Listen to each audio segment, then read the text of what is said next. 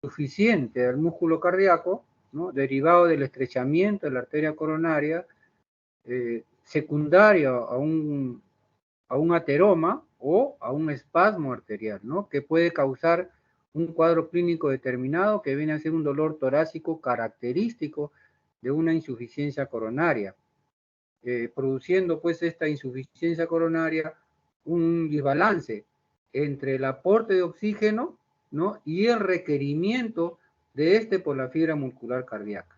Entonces, ese desbalance lo produce el ateroma o el espasmo arterial. Entonces, acá tenemos una arteria, ¿no? Con un ateroma que ocluye la luz del vaso y disminuye el flujo distal a esa lesión, produciendo pues ese desbalance entre el aporte y el requerimiento de oxígeno por la fibra muscular cardíaca.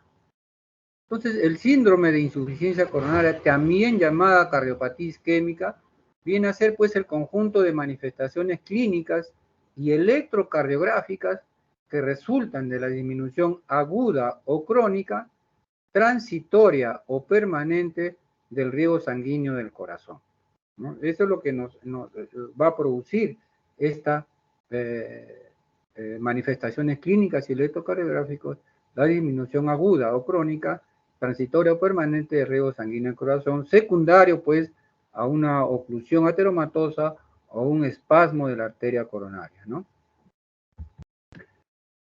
Vamos a hacer un repaso breve sobre la anatomía coronaria, ¿no? Porque dependiendo de la arteria tomada, se van a producir una serie de cambios en el electrocardiograma, la cual vamos a localizar o vamos a suponer, dependiendo de las derivaciones en las cuales se produzca la alteración en la onda T o en el segmento ST. Entonces, esta es la coronaria derecha. Ustedes saben que las arterias coronarias son las primeras ramas de la arteria aorta, ¿no?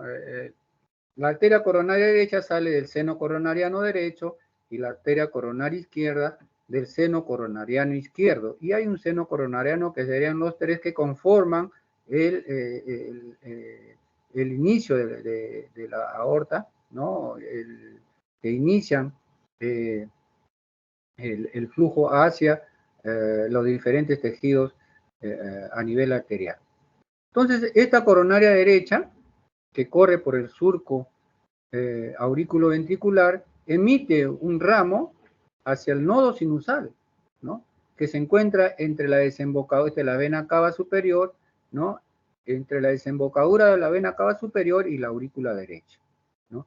Que es donde se inicia, pues, el impulso eléctrico y que va a ir por intermedio de tres haces hacia el nodo aurículo-ventricular, de ahí a las de His, con sus dos ramas derecha y la izquierda, que más adelante vamos a ver.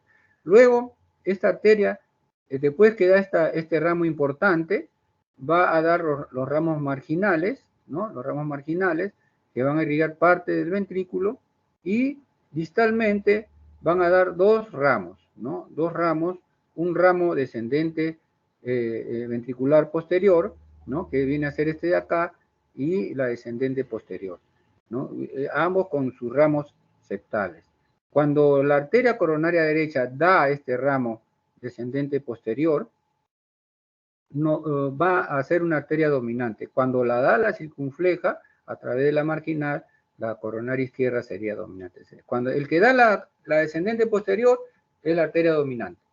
O sea, en un 60% es la derecha y un 40%, 30-40% la coronaria izquierda. A veces la dominancia es compartida porque las dos dan este ramo. El otro ramo importante es este, el ventricular posterior. Este ramo ventricular posterior va a dar un ramo hacia el nodo aurículo-ventricular. El nodo aurículo-ventricular, a través del cual va a pasar el impulso eléctrico hacia los ventrículos a través de las de His, terminando pues en las fibras de Purkinje. Entonces, la importancia de que se produzca cualquier cuadro isquémico o cualquier cuadro de insuficiencia coronaria con necrosis, o sea, con infarto, puede tomar estos sistemas de conducción que hemos nombrado. Por lo tanto, hay que tener mucho cuidado cuando nosotros tratemos un paciente que tiene un infarto de la coronaria derecha, porque produce bradicardia y si nosotros le damos beta bloqueadores, esta bradicardia se va a acentuar. La coronaria izquierda comienza con un tronco. Este es el tronco de la coronaria izquierda y da dos ramos. El ramo descendente anterior, ¿no?, que va por el surco interventricular y emite los ramos septales. Estos son los ramos septales que van a irrigar el septum interventricular. Y los otros ramos de esta descendente anterior son los ramos diagonales, ¿no? Los ramos diagonales que van a irrigar parte de la cara lateral y la descendente anterior, la cara anterior del ventrículo. La arteria circunfleja, ¿no?, da lugar a ramos marginales que van a irrigar la cara lateral del ventrículo y, como les decía, esta circunfleja puede dar en algunas oportunidades esta descendente posterior. Entonces tenemos tres arterias, ¿no? La coronaria derecha, que va a irrigar la cara inferior, la descendente anterior que irriga la cara anterior y la circunfleja que irriga la cara lateral de los ventrículos.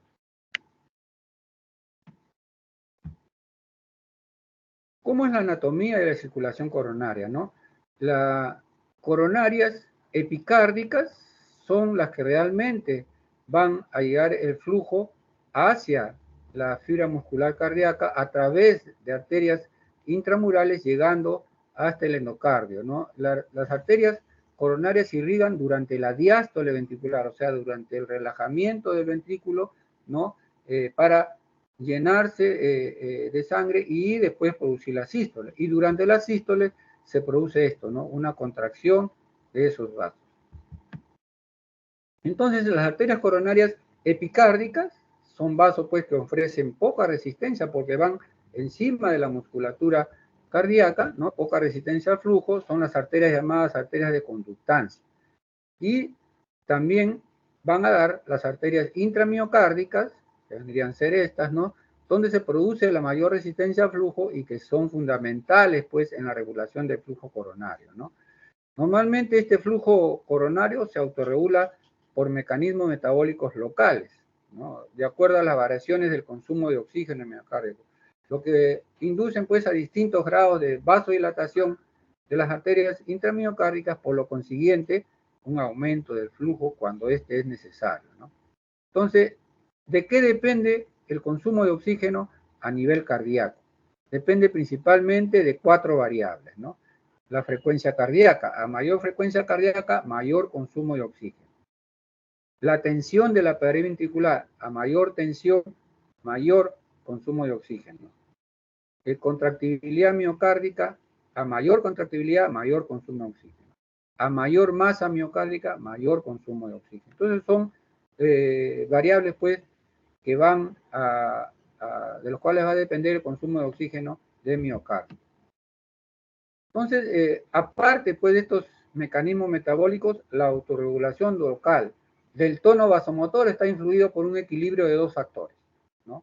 Los estímulos autonómicos y la liberación endotelial de sustancias vasodilatadoras. En los estímulos autonómicos está el sistema simpático y el parasimpático, ¿no? En el simpático, la noradrenalina tiene un efecto directo de vasodilatación de los vasos epicárdicos, ¿no?, a predominio de los receptores beta, y vasoconstricción a predominio de los vasos intramiocárdicos, a predominio de los receptores alfa.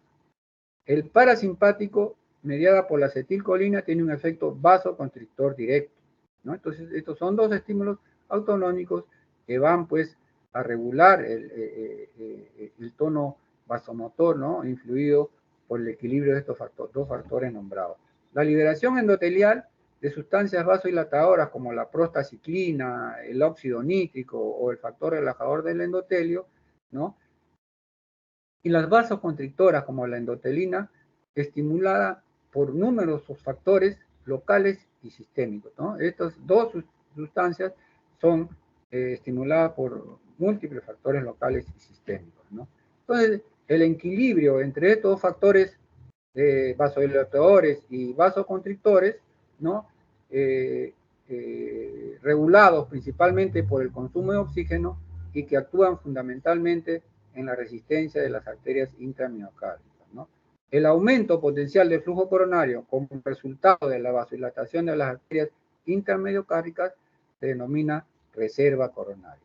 Esto es importante, ¿no? El aumento potencial del flujo coronario como resultado de la vasodilatación de las arterias intramiocárdicas se denomina reserva coronaria y es lo que permite al sistema coronario normal satisfacer el aumento del consumo de oxígeno de miocardio en las diversas circunstancias, ¿no? Entonces, de esto va a depender, pues, el flujo de oxígeno a nivel de la fibra miocárdica para producir, pues, o no el cuadro clínico respectivo de la insuficiencia coronaria, cuyo principal síntoma es el dolor torácico.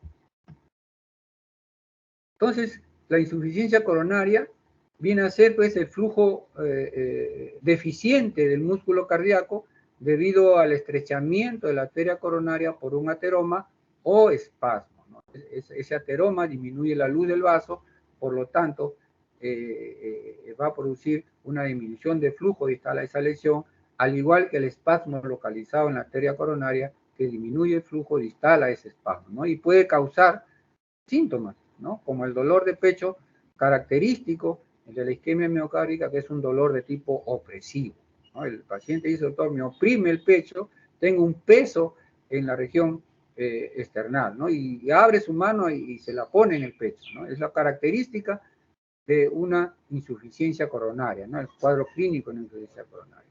Entonces, esta insuficiencia coronaria llamada cardiopatía isquémica viene a ser, pues, la consecuencia de la disminución en forma aguda o crónica, transitoria o permanente del riego sanguíneo al corazón y que da lugar, pues, a ciertas manifestaciones clínicas y electrocardiográficas específicas, ¿no? Que más adelante vamos a ver. Este es el ateroma, ¿no? Un ateroma que disminuye la luz del vaso y va a producir una disminución de flujo a nivel distal a la lesión. Y esta es la otra causa, el espasmo arterial coronario, ¿no?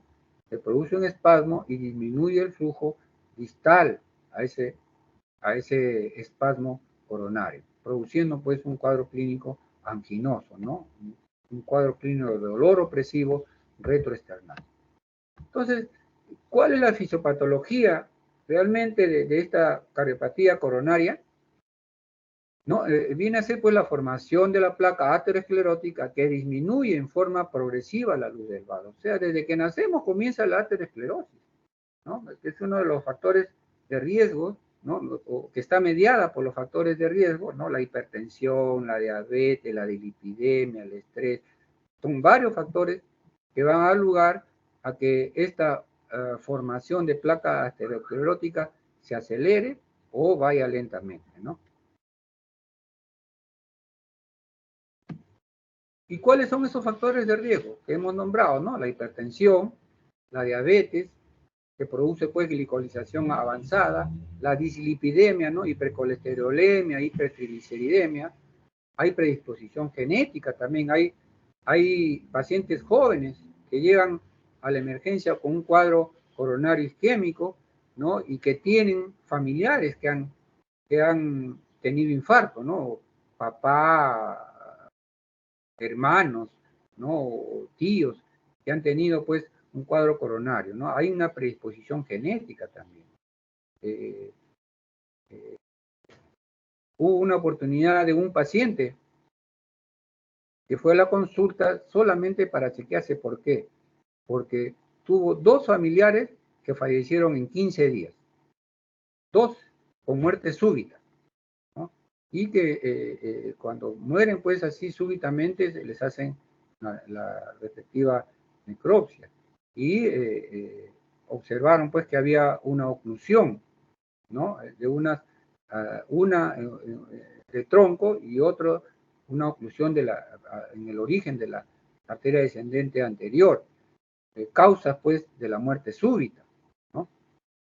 Entonces, la predisposición genética es muy importante.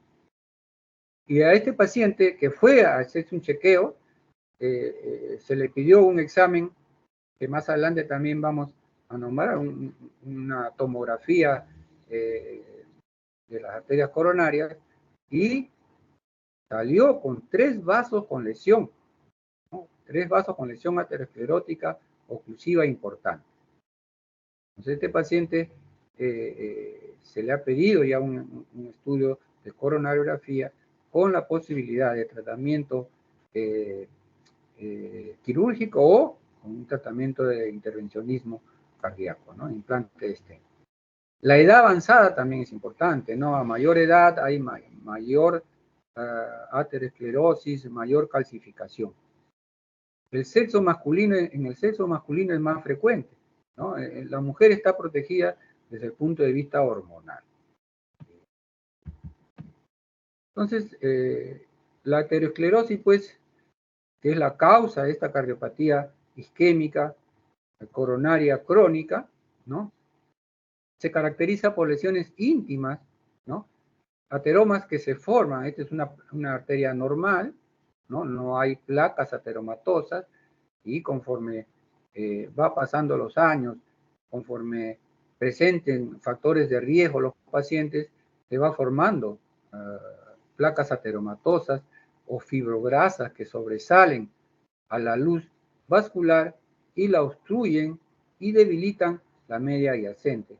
Y esto pues produce una disminución de la luz del vaso, ¿no? Cuando esta disminución de la luz llega a un 70%, el paciente comienza a presentar ya síntomas.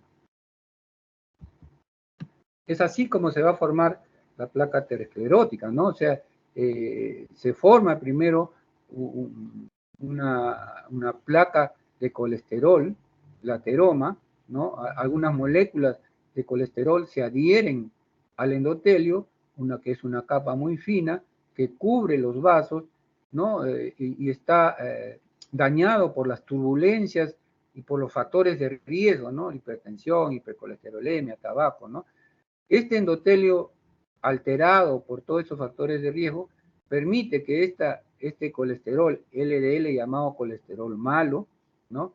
Y los monocitos ingresen pues hacia la capa media, ¿no? Hacia la capa media de la pared arterial, y se produce oxidación de las mismas, ¿no? Esta oxidación se produce a nivel de la capa media porque a nivel de la luz del vaso hay antioxidantes que impiden eso. Entonces, este paso de monocitos o macrófagos, ¿no?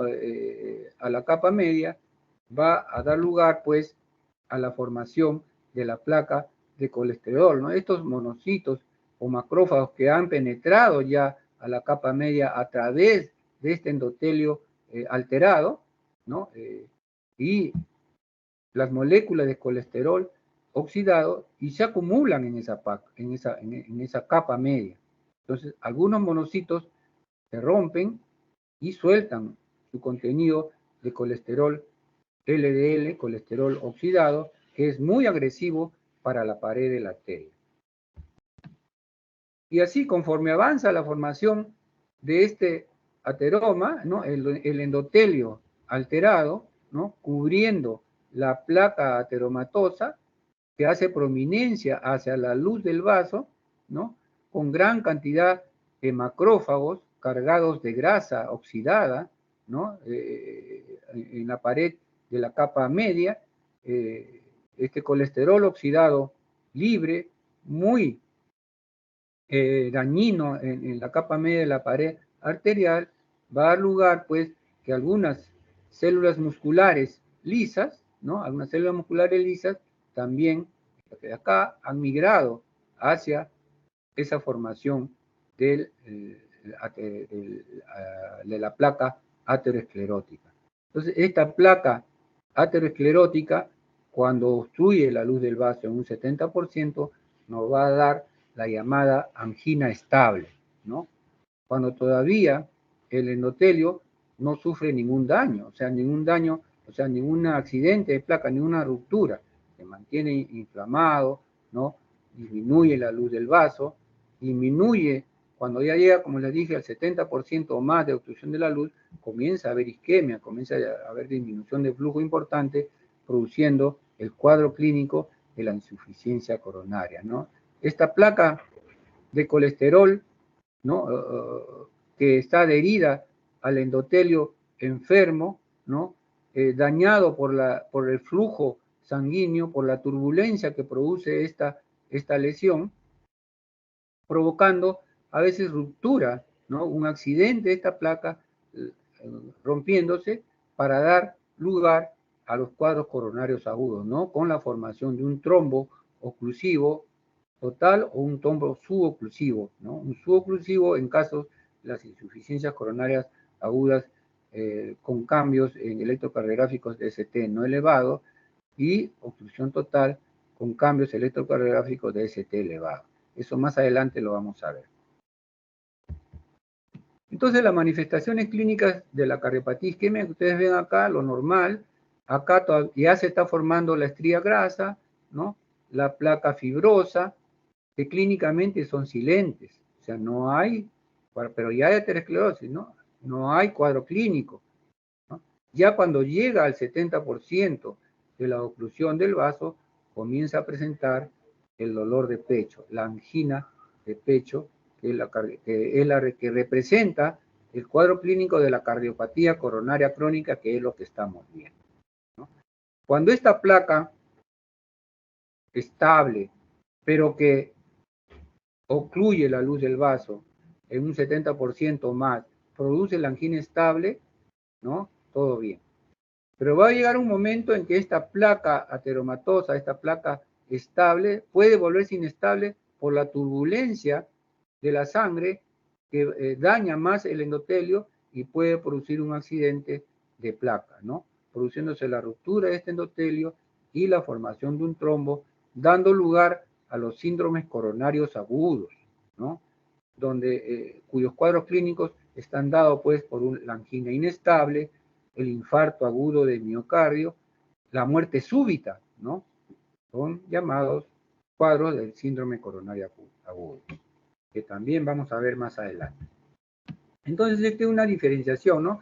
Entre una placa estable, donde el endotelio está intacto, y una placa inestable, donde el endotelio ya se rompió y comenzó la formación del trombo.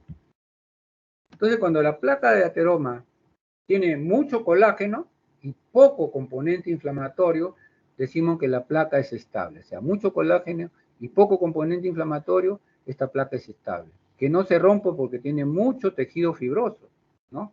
Entonces, produciendo pues obstrucción progresiva que cuando llega por lo menos al 70% de obstrucción de la luz vascular, generan los llamados síndromes isquémicos crónicos, caracterizado por el cuadro clínico de la angina estable. Esta obstrucción de la luz del 70% o más va a dar lugar a un desequilibrio, ¿no? Entre el aporte de oxígeno y el requerimiento de este por la fibra muscular cardíaca, dando lugar pues al cuadro clínico característico de la cardiopatía coronaria isquémica crónica. O sea, hasta acá solamente hay una oclusión, ¿no? Con disminución de la luz de 70% o más para producir la llamada angina de pecho, la angina estable. Entonces, ¿cómo definimos la cardiopatía coronaria crónica, que es representada por la angina estable, ¿no? Se define como una enfermedad cardíaca producida pues, por un desequilibrio entre el aporte y la demanda de oxígeno debido a la obstrucción de la luz de las arterias coronarias que irrigan al corazón. La capacidad de las arterias coronarias para irrigar al corazón es insuficiente e inadecuada para cubrir las necesidades metabólicas, ¿no? Estos son pacientes, pues, que comienzan con cuadros dolorosos a grandes distancias y conforme va avanzando la enfermedad, cada vez esta distancia para presentar el cuadro clínico, que es el dolor opresivo retroesternal, va a ser menor. Y esto debido a qué, ¿no? Ya hemos visto la parte de la fisiopatología de la enfermedad coronaria, las placas ateroscleróticas, ¿no? Las arterias epicárdicas, ¿no? En las arterias epicárdicas, que puede ser, como hemos dicho, ya sea obstructiva por ateroma o no obstructiva por un espasmo arterial, que conduce pues a cambios funcionales en la circulación coronaria. Entonces los síndromes coronarios agudos se definen como una enfermedad crónica, síndromes coronarios crónicos se definen como una enfermedad crónica, progresiva, estable, con periodos silenciosos o sintomática, ¿no?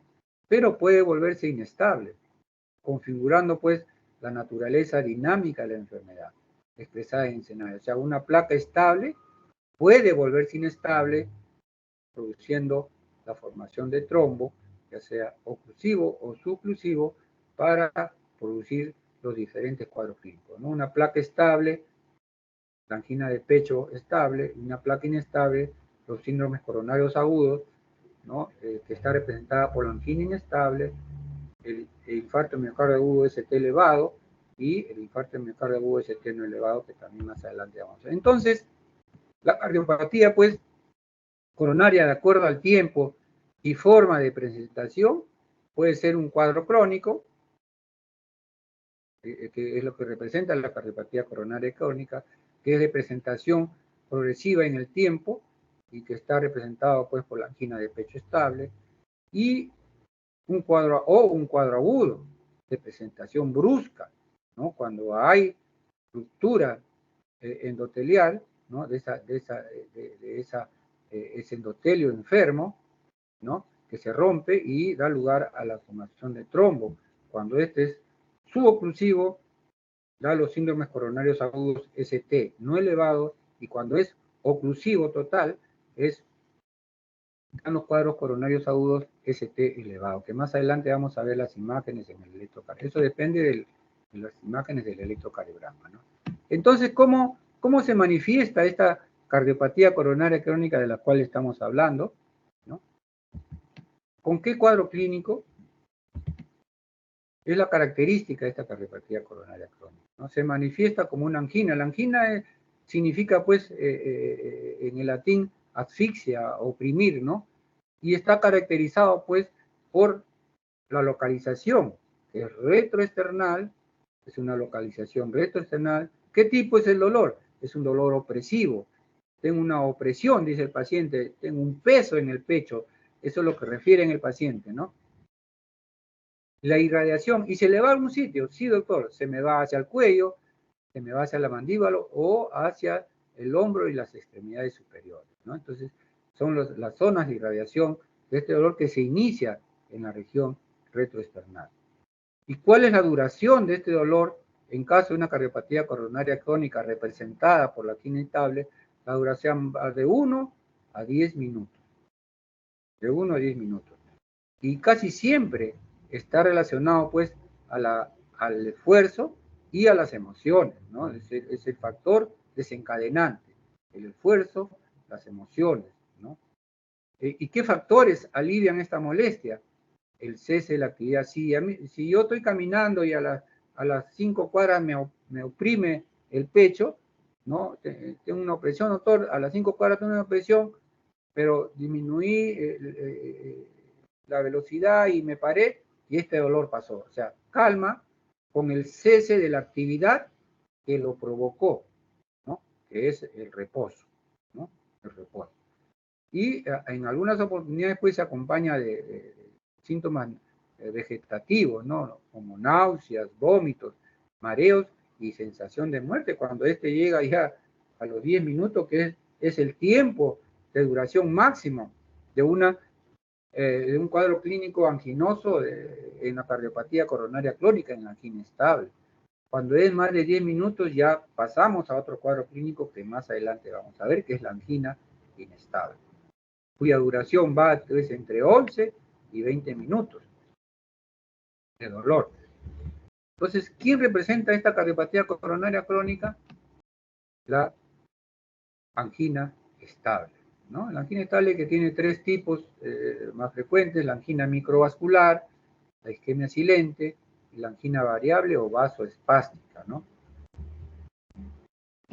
La clasificación clínica pues, de los síndromes coronarios isquémicos crónicos, tenemos pues la angina crónica. Cuando esta angina crónica producido por la aterosclerosis, por la oclusión de la arteria de larga data, va a llevar a la miocardiopatía isquémica crónica, ¿no?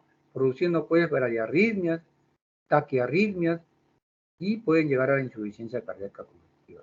Entre las bradiarritmias tenemos pues la enfermedad del nodo sinusal. Nosotros hablamos al inicio sobre la anatomía de la arteria coronaria derecha, ¿no? Este es el nodo sinusal, este es la vena cava superior, el borde auricular de la aurícula derecha. Son tres haces internodulares, uno mediano, uno posterior y uno anterior, que llegan hacia el nodo auriculoventricular, que está también entre la aurícula derecha y el ventrículo derecho, ¿no? Y ahí sale un haz, que es el haz de His, que corre por el septum interventricular y se dividen en dos ramas, una rama derecha y una rama izquierda, que a su vez se subdividen en dos, ¿no? Una anterior y una posterior, y terminan en las fibras de Purkinje, que son las que realmente van a llevar el impulso eléctrico del corazón. Entonces, producen bradiarritmias, ¿no? Enfermedad del nodo sinusal, acá, ¿no? Hay bloqueo sinusal por isquemia, o enfermedad del nodo auriculoventricular, que producen los bloqueos auriculoventriculares, que puede ser bloqueo de primer grado, segundo grado, tercer grado, ¿no?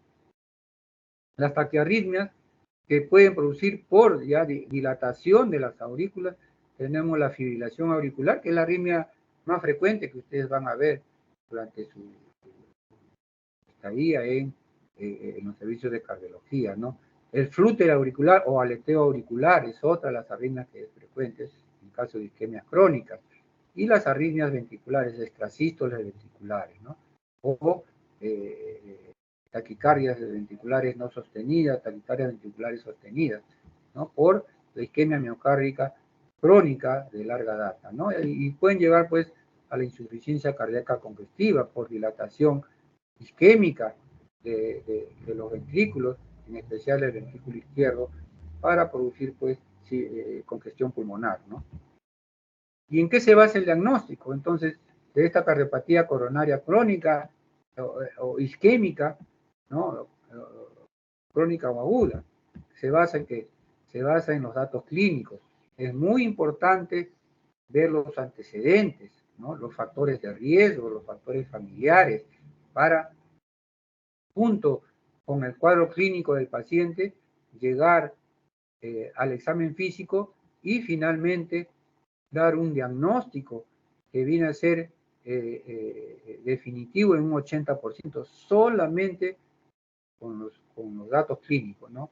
Los antecedentes personales, el cuadro clínico por el cual viene el paciente, el examen físico y la probabilidad de un pretest o la selección de pruebas diagnósticas acorde a esa probabilidad de la cual uno sospecha, ¿no? De la cual uno sospecha.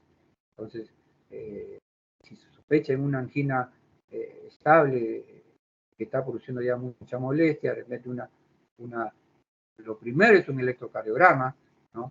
Y ahí vienen otras pruebas diagnósticas como que vamos a ver más adelante, ¿no? Una de las más frecuentes en consulta externa es la prueba de esfuerzo. Entonces, la cardiopatía coronaria crónica, representada pues por la angina de pecho estable, ¿no? Se caracteriza por un dolor anginoso de esfuerzo clásico, cuya clase funcional es variable según la gravedad de la enfermedad aterosclerótica, que no ha variado en los 3 últimos meses. Esa es una angina de pecho crónica estable, ¿no? Dolor anginoso, clase funcional variable según la gravedad, y esta molestia no ha variado su forma en los 3 últimos meses. Es la característica de una angina de pecho estable que representa la cardiopatía coronaria crónica. Hay clases funcionales, ¿no? Dependiendo de la actividad del paciente. Clase 1, clase 2, clase 3, clase 4, ¿no? La clase 1, la actividad normal, no causa angina. Hay angina secundaria a un ejercicio extenuante, ¿no? Rápido o prolongado. La clase 2, hay una ligera limitación ya de la actividad normal, y la angina se presenta pues al andar o subir escaleras rápidamente, subir cuestas o con ejercicio después de la comida. temperaturas frías, ¿no? Con estrés emocional. Entonces, en ese lugar ya tenemos una ligera limitación de la actividad normal, siendo pues el nivel es clase 2. El clase 3 ya aumenta, ¿no? Ahí hay una marcada limitación de la actividad física normal.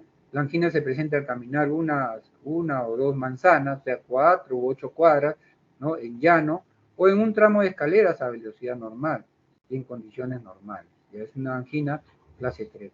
Y la clase 4 ya es la incapacidad de realizar pues cualquier actividad física sin tener la sintomatología, sin tener ese malestar de angina de pecho. Entonces así es como los pacientes se ven cuando tienen en la calle, se agarran, ¿no? Están caminando y sienten la opresión y ya abren su palma y se aprietan en los pechos. Esta molestia o dolor en el pecho se presenta pues con el esfuerzo, ¿no? Clásicamente ocurre pues con la actividad o el estrés. El dolor generalmente comienza en forma lenta y empeora durante unos cuantos minutos antes de desaparecer, ¿no? El paciente va caminando, le viene el dolor, aumenta un poco y después ya comienza a desaparecer, ¿no? Entonces, este tipo de angina se alivia rápidamente pues con el reposo o con medicamentos. A veces los pacientes pues no toleran mucho el dolor y usan los nitritos, ¿no? Los vasodilatadores coronarios.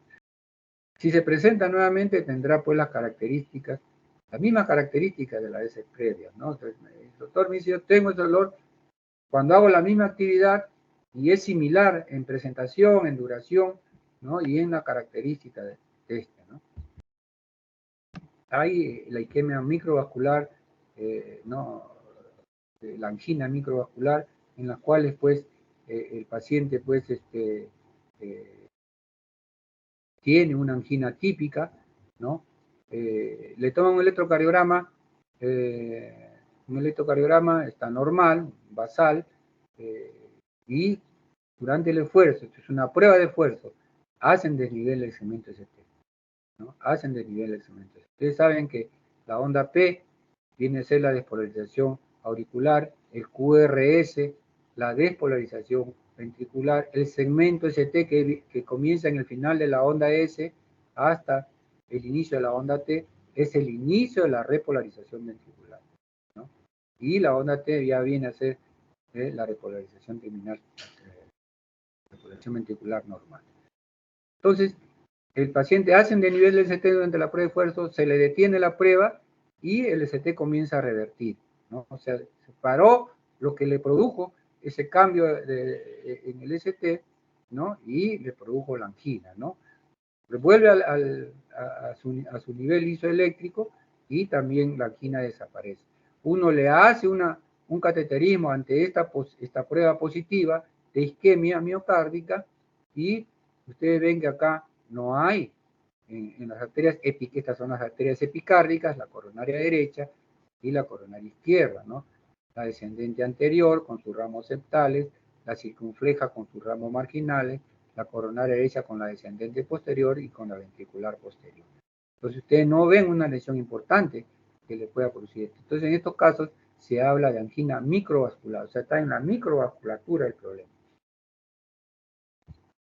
La isquemia silente, entonces estos pacientes pues uno les toma un electrocardiograma, vamos a hacerle un electrocardiograma por ejemplo para un riesgo quirúrgico, ya vamos a hacerle, ¿tiene una meta? No tengo molestia. Le toman el electrocardiograma y hay cambios en el segmento ST o en la onda T, ¿no? Entonces, ¿cómo se define esta isquemia silente? Es la situación en la cual pueden documentarse signos metabólicos, hemodinámicos, funcionales o electrocardiográficos de desequilibrio entre la demanda y el aporte de oxígeno miocárdico sin que se acompañen de síntomas reconocibles. O sea, por eso se llama isquemia silente.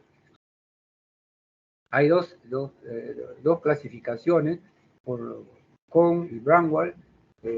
Kohn hace tipo 1, pacientes totalmente asintomáticos con un descubrimiento casual del cambio electrocardiográfico. El tipo 2, pacientes que quedan asintomáticos tras un infarto del miocardio, pero que siguen presentando isquemia activa, ¿no? Y sin molestia. Bramwell dice, el tipo 1 son pacientes sin cardiopatía isquémica conocida. El tipo 2, pacientes con cardiopatía isquémica conocida. Y el tipo 3, pacientes que presentan isquemia sintomática y asintomática, ¿no? Entonces, o sea, isquemia no silente e isquemia silente, ¿no?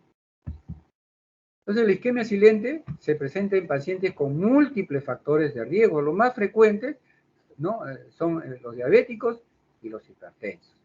Sobre todo los diabéticos. Para los diabéticos son pacientes pues, que tienen mucha enfermedad aterosclerótica y que hacen isquemias silentes, al igual que los hipertensos, ¿no? Sobre todo cuando se descompensa.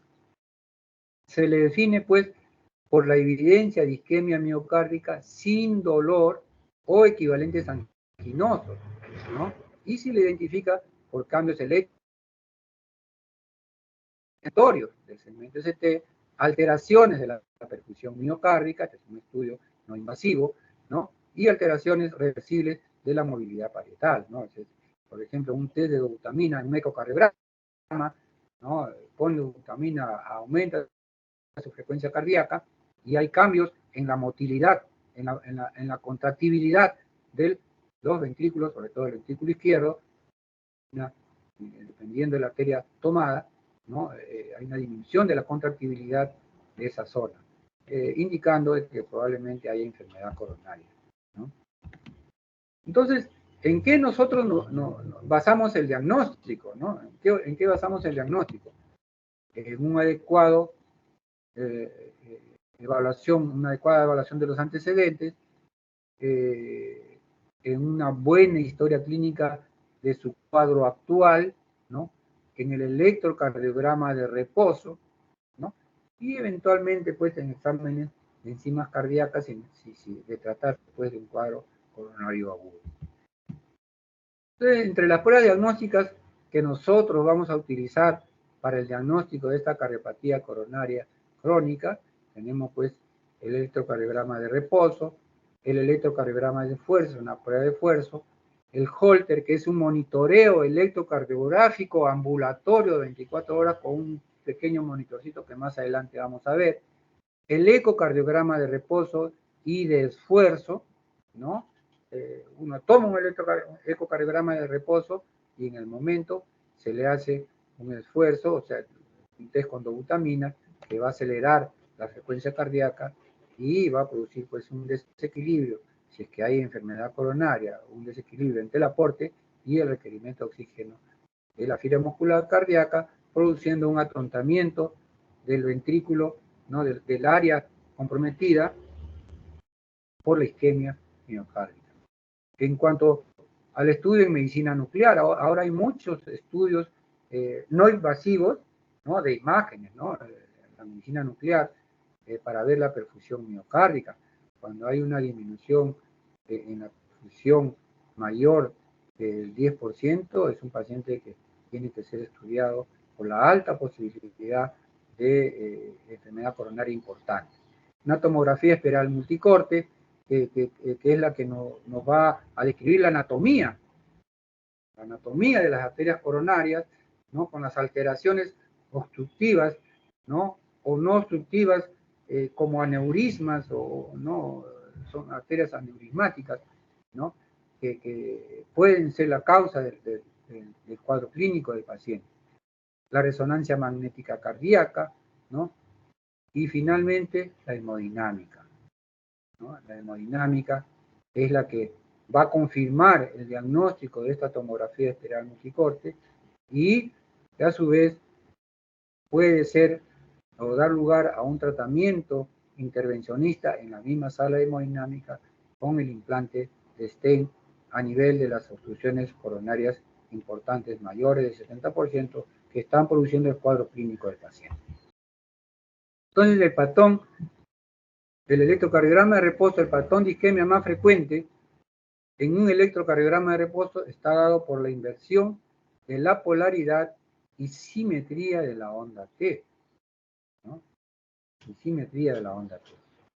Entonces, esto es lo que vamos a ver nosotros en un electrocardiograma de reposo, ¿no? Una onda T negativa. simétrica. El diagnóstico de cuadros isquémicos agudos como la angina inestable e infarto de miocardio agudo, mediante el electrocardiograma de reposo. Secuela de infarto de miocardio previo, cuando hay la presencia de una onda Q patológica en el complejo QRS, una onda Q empastada, ancha, que es mayor del 25-30% del tamaño de la onda R.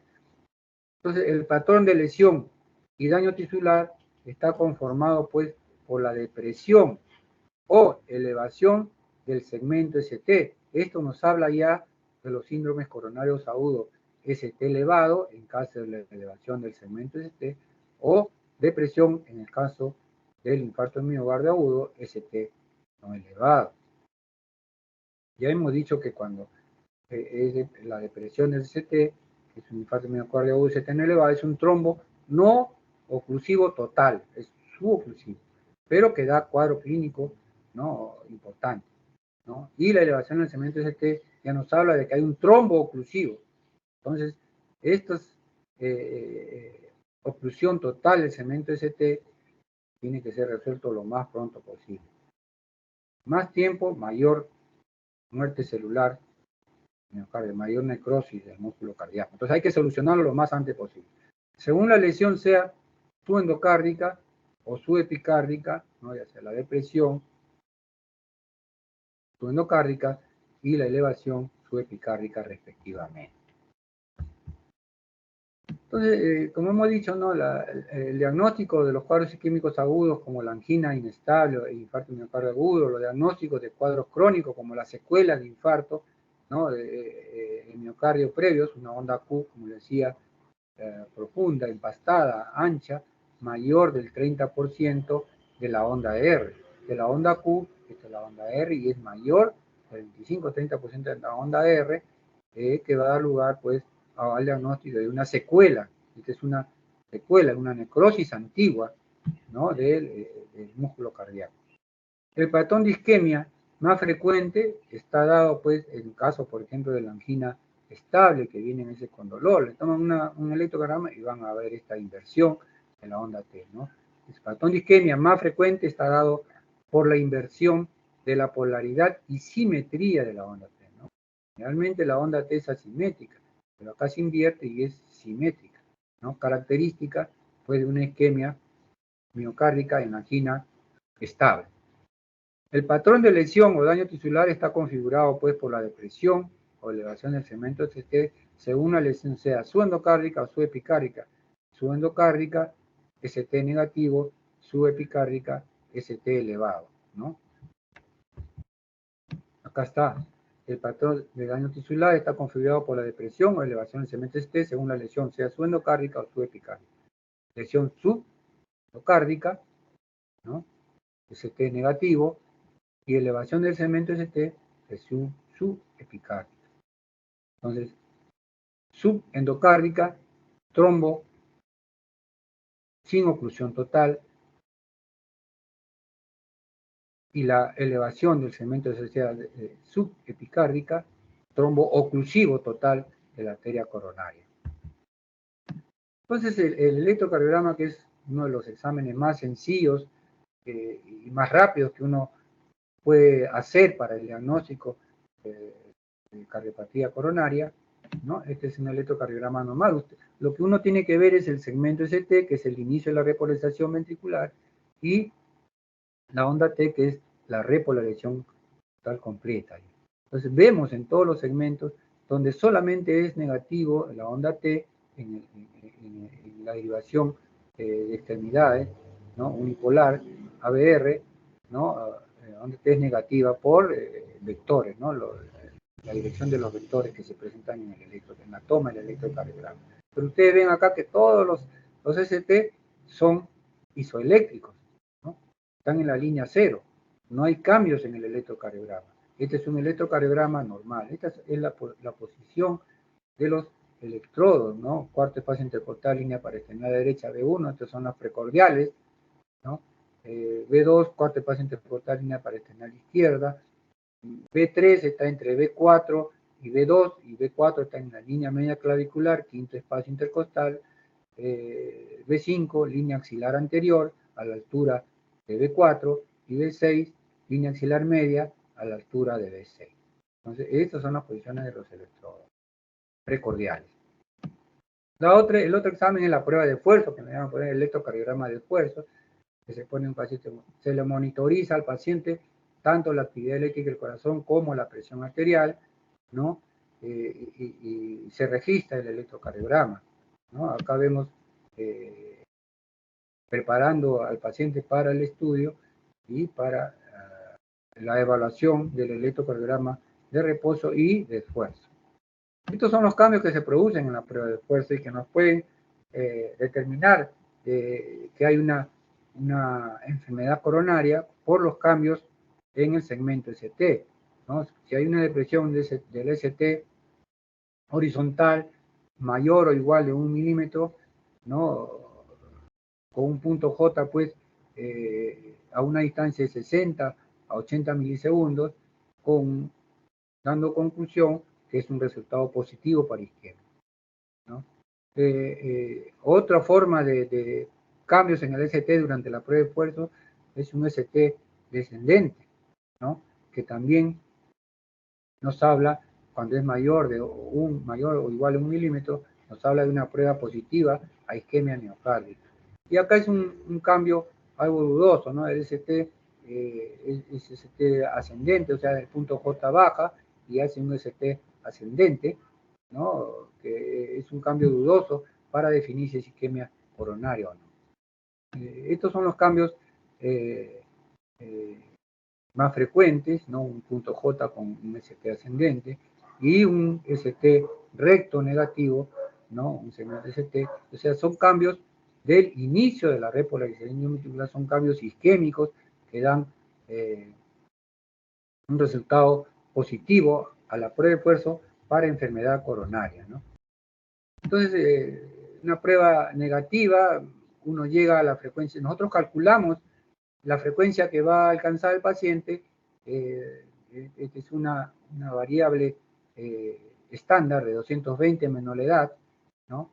Eso es el 100%, pero alcanzando el 80% o un poco más de la frecuencia cardíaca calculada, nosotros decimos que la prueba está bien hecha, ¿no? Entonces, una frecuencia negativa, si alcanzó una frecuencia más de 85% de la esperada y se paró la prueba sin cambios, respuesta presora normal, no hay angina, o sea, no hay dolor de pecho, no hay arritmias, ¿no?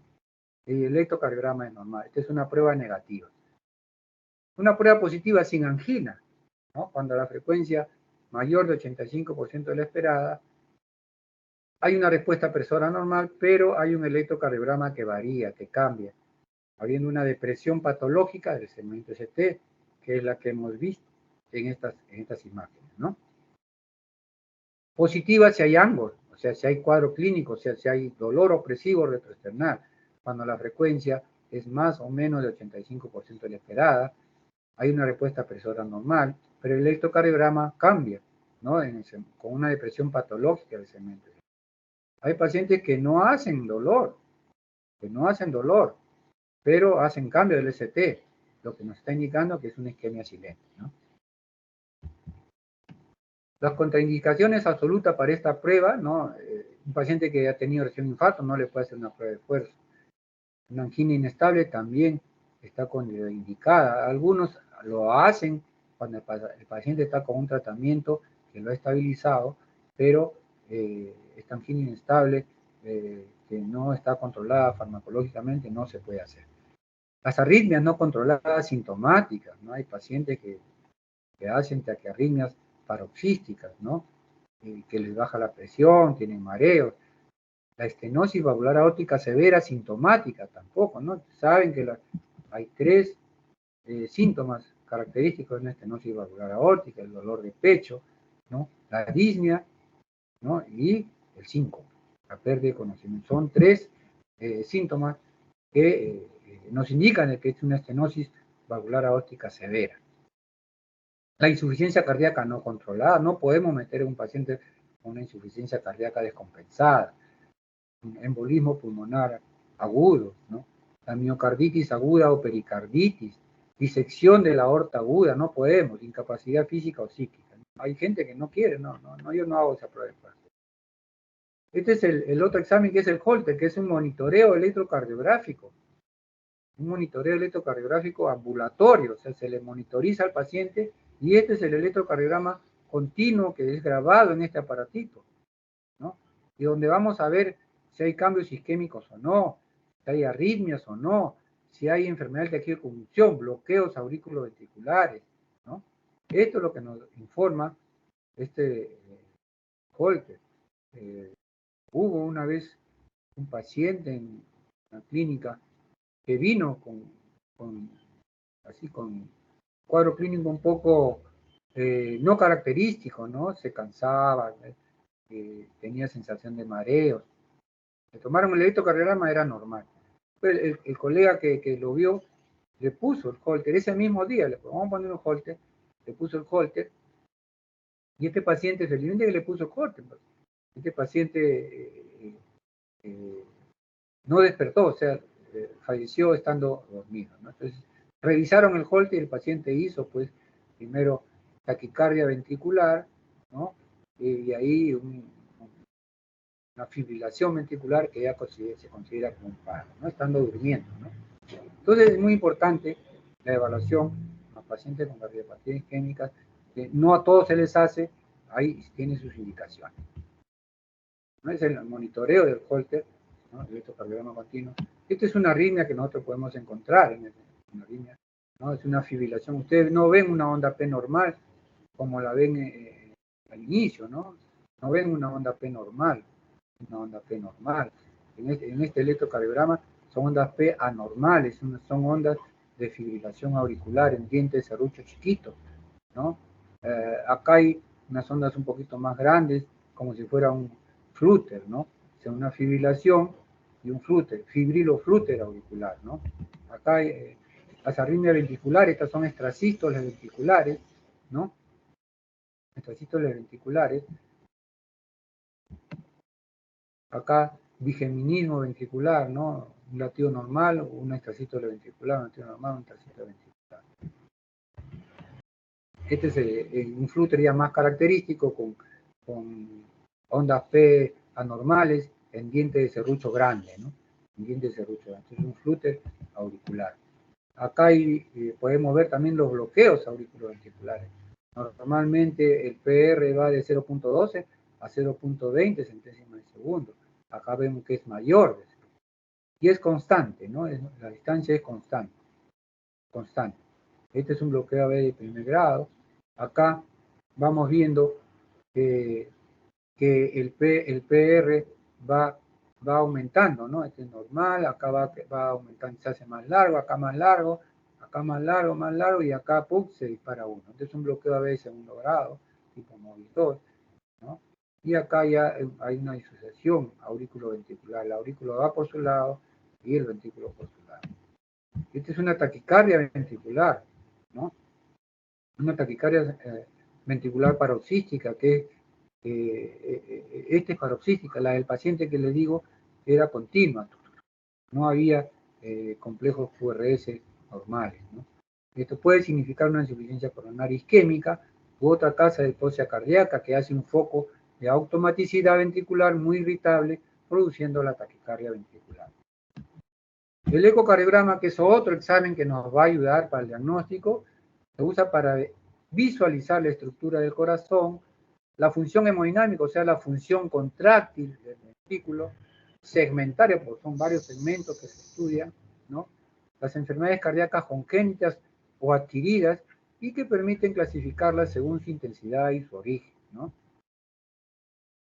Este es el ecocardiograma, donde el paciente le está el ecocardiógrafo, la doctora que está tomándole las imágenes. Aquí vemos, esta es una imagen fija, ¿no?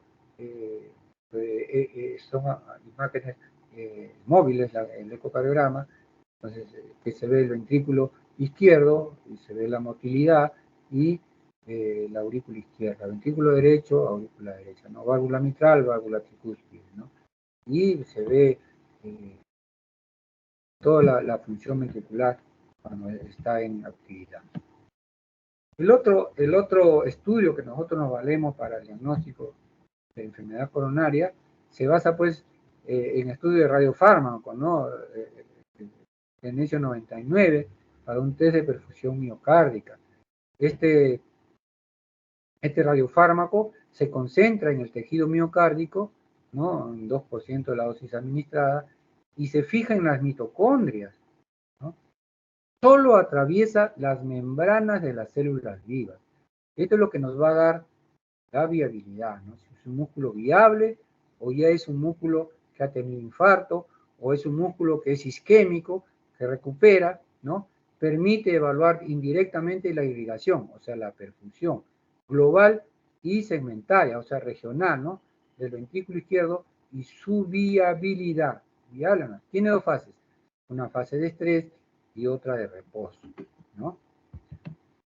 Por ejemplo, acá en la fase de reposo hay una ligera, un pequeño infarto no transmulado, o sea, que no agarra toda la pared del músculo, y durante el esfuerzo la isquemia se acentúa, lo que quiere decir que ahí hay un vaso que está, o sea, que ha necrosado parte del músculo, pero que todavía está permeable y que produce isquemia importante, grave, ¿no? Eso es lo que vemos en esta prueba de perfusión miocárdica, ¿no? La tomografía espiral multicorte, este es otro de los exámenes que últimamente se está usando bastante, ¿no? Es un método diagnóstico que permite, pues, valorar el estado de las arterias coronarias, ¿no? Con mucho detalle y forma mínimamente invasiva. O sea, sale como si fuera una arteriografía, ¿no? Invasiva, con sustancia de contraste, pero que no lo es invasiva, ¿no? Solamente es una tomografía que hace un diagnóstico precoz de la presencia de aterosclerosis. No requiere de administración de contraste. Y si se usa, se consigue imágenes de 3 dimensiones y de alta resolución. Últimamente están usando contraste para dar una imagen más clara, como dicen, una imagen tridimensional, ¿no?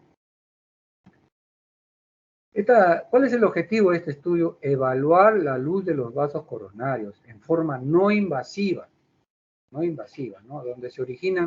Dónde se originan las arterias coronarias, cuál es su trayecto, ¿no? Identifica zonas potenciales de estrechez que se considere relevante o significativa para ya poder intervenir ya en forma invasiva con un cateterismo cardíaco.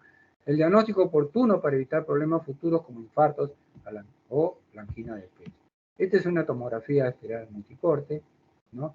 Es un tronco de la coronaria izquierda, la arteria circunfleja, ¿no? Que corre por el borde auriculoventricular y los ramos marginales, ¿no? Acá el tronco de la coronaria izquierda que da el ramo descendente anterior con sus ramos diagonales y, ¿no? La arteria descendente anterior en las cuales no se ve lesiones importantes. Y acá está la circunfleja, no, perdón, la coronaria derecha, ¿no? La coronaria derecha con ramos marginales obtusos y la descendente posterior, ¿no? Sin lesiones. Es un TEN coronario sin lesión. Y acá, este es otro paciente, ¿no? Con arterias pesaneurismáticas de la descendente anterior, de la circunfleja y el tronco de la coronaria izquierda. Hay otra donde se ve una lesión severa, ¿no? De la arteria descendente anterior, ¿no? La arteria descendente anterior, una lesión severa. Entonces uno va ya al estudio invasivo, o sea, al cateterismo cardíaco para hacer una coronografía y va a salir muy similar, ¿no? La localización y la característica de la lesión. Esta es una arteria para tratar, ¿no? Una arteria para tratar mediante una angioplastía e implante de stent. Entonces, esta tomografía computarizada con electrones y la tomografía espiral multicorte son técnicas válidas para la detección y la cuantificación del grado de afección de la calcificación coronaria, ¿no? Entonces, uno ve también el grado de calcificación, o sea, cuando más aterosclerosis debe haber más calcificación coronaria. Entonces, la escala de Acaston, ¿no? 61, la más utilizada, se basa en el área y en la densidad de las placas calcificadas, ¿no? se utiliza para cuantificar el grado de calcificación coronaria, que se calcula mediante un software específico, ¿no? Ese es en la escala de Agatston. Debido a que el calcio, en estos tipos de estudios, dependiendo a más cantidad, mayor enfermedad coronaria, ¿no? Debido a que el calcio es un marcador de enfermedad arterial coronaria, la cantidad de calcio detectada en una exploración de tomografía computarizada cardíaca es una útil herramienta pronóstica. Nos da un pronóstico de este paciente de la posibilidad o no, lejana o cercana, ¿no?, de hacer un cuadro coronario. Entonces los resultados de la TAC cardíaca, la tomografía cardíaca, se expresan en score de calcio. Este examen también es conocido como cuantificación de calcio de las arterias coronarias. Un TAC para la cuantificación de calcio de las arterias coronarias. Entonces, esta escala de Agatston, ¿no?, que nos da el score de calcio en la enfermedad arterial coronaria, 0, no hay indicios de enfermedad arterial coronaria. De 1 a 10, indicios mínimos de enfermedad arterial coronaria. De 11 a 100, indicios leves de enfermedad arterial coronaria. De 101 a 400, indicios moderados de enfermedad arterial coronaria. Y más de 400 indicios importantes de enfermedad arterial coronaria, ¿no? Entonces acá el 0, probabilidad de enfermedad coronaria muy baja, riesgo vascular muy bajo, del 1 al 10 muy poco probable enfermedad coronaria, riesgo cardiovascular bajo, de 11 a 100 probabilidad mínima de aterosclerosis coronaria, riesgo cardiovascular moderado, de 101 a 400, alta probabilidad de estenosis coronaria, moderado a alto de riesgo cardiovascular, y mayor de 400 ya es muy alta probabilidad de estenosis coronaria significativa, ¿no? Alto riesgo cardiovascular, pacientes estos dos pueden ir a cateterismo y evaluar esas arterias coronarias invasivamente. Entonces, finalmente, el cateterismo cardíaco, que nos sirve para hacer una coronariografía en angina estable e inestable, o en los infartos de miocardio agudos también. Entonces, ¿cuáles son sus indicaciones? Paciente con enfermedad coronaria conocida o asintomática con angina estable, ¿no? Clase 1 y clase 2, ¿no? Angina grado 3 o 4, que no toleran el tratamiento médico y resucitados, ¿no? Hicieron un paro cardíaco, una arritmia ventricular. Clase 2, angina grado 1 o grado 2, que no responden al tratamiento médico, presentan un perfil clínico de alto riesgo o pruebas no invasivas patológicas, ¿no? La indicación de coronariografía. Si hay dolor torácico inespecífico, pero hay evidencia de riesgo alto mediante pruebas no invasivas, ¿no?, como el score de calcio que hemos visto, van también a coronario. En la angina inestable hay un riesgo alto de evolución adversa, o sea, se recomienda cateterismo dentro de las 48 horas siguientes, o sea, el paciente ingresa con una angina inestable, con dolor. En la angina inestable puede tener un dolor entre 11 y 20 minutos, como decía, ¿no? Y a veces se prolonga un poco más. Entonces, se sospecha de una probable obstrucción importante en caso de una angina inestable, que está considerado como un cuadro coronario agudo, que más adelante vamos a ver, ¿no? La sospecha de angina variante de Prince-Metal, de espasmo también, ¿no? Hay pacientes que llegan con infarto de miocardio, uno les hace una coronariografía y no hay lesión, pero sí hay daño en cuanto a la función contráctil ventricular, en el vaso que está permeable, que no tiene lesiones. Probablemente ha sido un espasmo prolongado el que produce isquemia e infarto, ¿no? Isquemia en pacientes previamente revascularizados, ¿no? Clase 1, clase 2. Sospecha de oclusión aguda o trombosis aguda del estrés tras una revascularización percutánea. Hay pacientes que si no están bien preparados, uno no ha implantado bien el stent, ha sido subexpandido, puede dar lugar a una trombosis aguda del stent, ¿no? Tras una revascularización percutánea. Entonces hay que ser muy cuidadoso con eso, ¿no? La clase 2, la isquemia recurrente, sintomática en los 12 meses posteriores a una revascularización quirúrgica, ¿no? Alto riesgo mediante pruebas no invasivas y angina recurrente mal controlada. Entonces, esas son las indicaciones para la angina estable e inestable, ¿no? El cateterismo cardíaco. Acá vemos una imagen en un estudio coronariográfico. Este es el tronco de la coronaria izquierda, la lesión en la parte distal del tronco severa, y ahí sale pues la circunfleja y la descendente. Estos son pues candidatos a muerte súbita. Incluye totalmente un infarto masivo y muerte súbita. Es otro paciente, se ven el tronco de la coronaria, la descendente anterior sin lesiones, ¿no? La circunfleja, donde hay acá una oclusión de este ramo marginal, ¿no? Agudo, que se regulariza y los cambios revierten, ¿no? Con elevación del ST. Este es el síndrome de Takotsuka, es una discinesia apical, ¿no? Una discinesia apical transitoria, ¿no? Con un grado variable de disfunción ventricular, es lo que les decía, predominante izquierda y por definición reversible, por aumento repentino de las hormonas de estrés.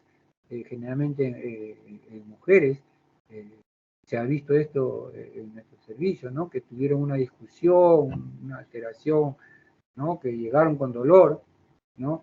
Fueron a cateterismo, se le hizo la coronariografía normal, ¿no? Pero se le hace la ventriculografía y hay una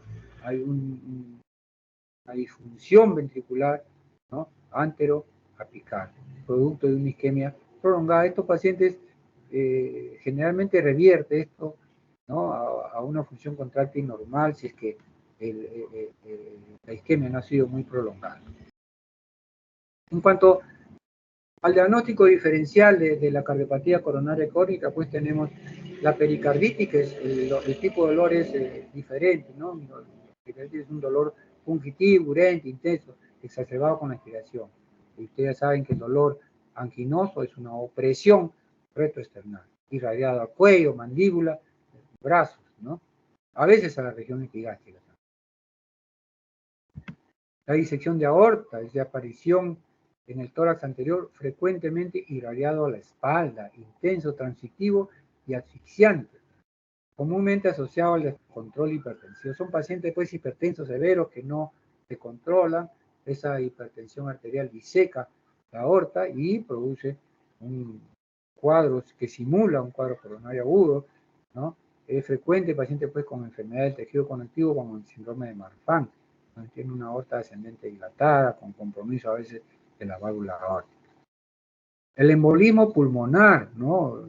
En estos casos hay un inicio súbito de la disnea, ¿no? Y dolor torácico ocasionalmente, o sea, de un momento de un dolor y dificultad respiratoria, ¿no? De las mismas características que el ángulo del pecho, pero se acompaña de taquicardia y taquimia, ¿no? En casos severos se agrega hipotensión arterial y datos de disfunción ventricular derecha, porque hay hipertensión pulmonar cuando hay un embolismo pulmonar que impide un buen flujo a la arteria pulmonar, y ese ventrículo derecho tiene que esforzarse más para poder impulsar la sangre hacia la arteria pulmonar y produce pues finalmente una disfunción del ventrículo derecho, ¿no? Además, frecuentemente existe datos periféricos de trombosis venosa profunda, que es una de las causas más frecuentes, ¿no? Uno examina las extremidades y son venas varicosas, ¿no? Y hacen trombosis venosa que migran de las piernas hasta el pulmón. La hipertensión arterial pulmonar, una presión torácico subesternal acompañada de disnea, cianosis, aumento del trabajo ventilatorio. Respiratorio, la neumonía, una pleuritis, ¿no? El dolor es unio bilateral. En el neumotórax espontáneo, es un inicio súbito de dolor pleurítico unilateral acompañándose de disnea, ¿no? El músculo esquelético, la osteocondritis, que es lo más frecuente. Digestivos, enfermedad del reflujo gastroesofágico, ¿no? Espasmo esofágico, úlcera péptica, que dan lugar a este tipo de molestias. Esto es referente a la parte de cardiopatía coronaria crónica. Vamos a ver ahora la parte de cardiopatía coronaria aguda, o sea, el síndrome coronario agudo, ¿no? Los cuales pues tenemos la angina inestable, el síndrome coronario agudo ST elevado y el síndrome coronario agudo ST no elevado, ¿no? A ver acá. Estos son imágenes de electrocardiograma que hemos visto, ¿no? Esta es la imagen del infarto agudo ST no elevado, una depresión del segmento ST, que nos habla de una isquemia endocárdica y la presencia de una onda Q de necrosis y la elevación del segmento ST en caso de oclusión total de la arteria de infarto miocardio agudo ST elevado, ¿no? Estos son los cambios evolutivos de un electrocardiograma en un infarto de miocardio, ¿no? Un electrocardiograma donde no hay isquemia, ¿no? Vemos acá la elevación del punto J, la elevación de una fase hiperaguda. Esta es en la fase aguda, las primeras horas, ¿no? Es una fase subaguda a horas, a días, ¿no? Y acá ya va apareciendo la onda Q, ¿no? Ustedes ven acá que la onda Q chiquitita, y acá va apareciendo la onda Q, que nos indica de que ha habido necrosis, ¿no? Que va aumentando, ¿no? Que va aumentando el tamaño, y el ST va volviendo a su línea eléctrica, pero ya con una huella de necrosis secundario a un infarto de miocardio agudo, ¿no? Con necrosis transmural.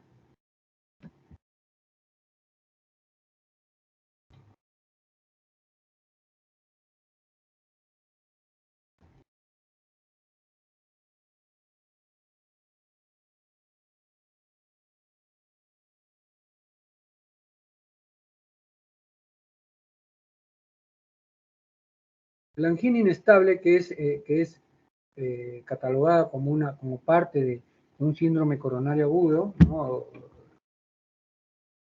El dolor viene a ser el mismo, ¿no? Hay un dolor opresivo, retroesternal, de mayor intensidad, de mayor duración, ¿no? Ya hemos dicho que la angina estable, la duración es de 1 a 10 minutos, la angina inestable, la duración es de 11 minutos a 20 minutos, ¿no? El dolor, imagínense, 11 minutos a 20 minutos con dolor, ¿no? O sea, porque hay una obstrucción suboclusiva, ¿no? Con un trombo suboclusivo de la arteria coronaria ante eh, una placa que se rompió, ¿no? Que hubo un accidente de placa y formó un trombo suboclusivo, produciendo pues el cuadro clínico de la angina inestable, que tiene las mismas características de una angina estable, pero de mayor intensidad, mayor duración, ya con otros tipos de sintomatología.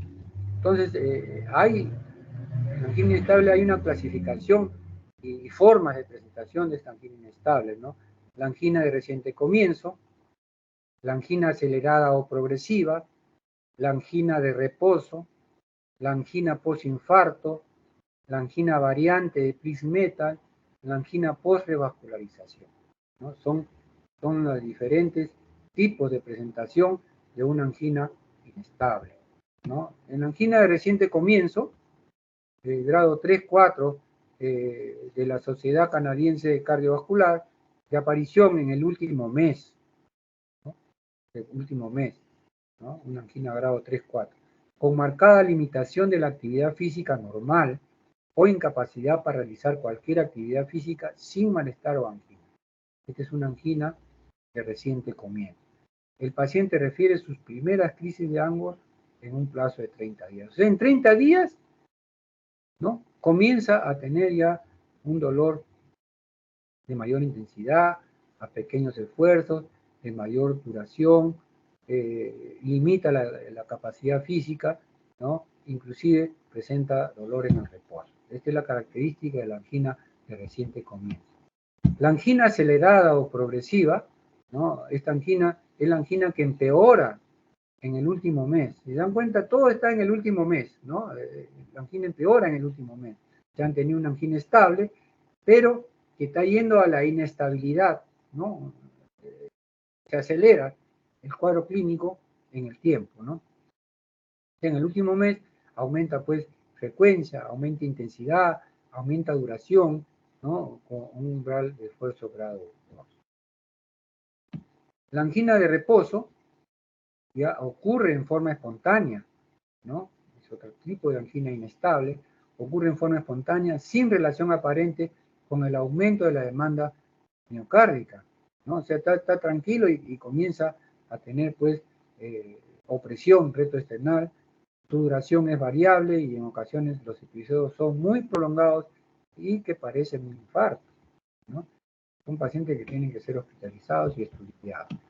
La angina posinfarto, ya este es un paciente coronario crónico que ha sido eh, eh, que ha sido tratado médicamente, ¿no? Eh, Probablemente estuvo en provincia, no tuvo la oportunidad de un estudio de coronariografía, ¿no? Es lo que aparece después del infarto agudo del miocardio y durante el primer mes de evolución. O sea, tuvo su infarto y durante el primer mes de evolución vuelve a presentar dolor opresivo retroesternal, ¿no? Probablemente fue tratado médicamente nada más y que calmó la molestia, pero que volvió a comenzar nuevamente porque probablemente hay arterias con enfermedad importante.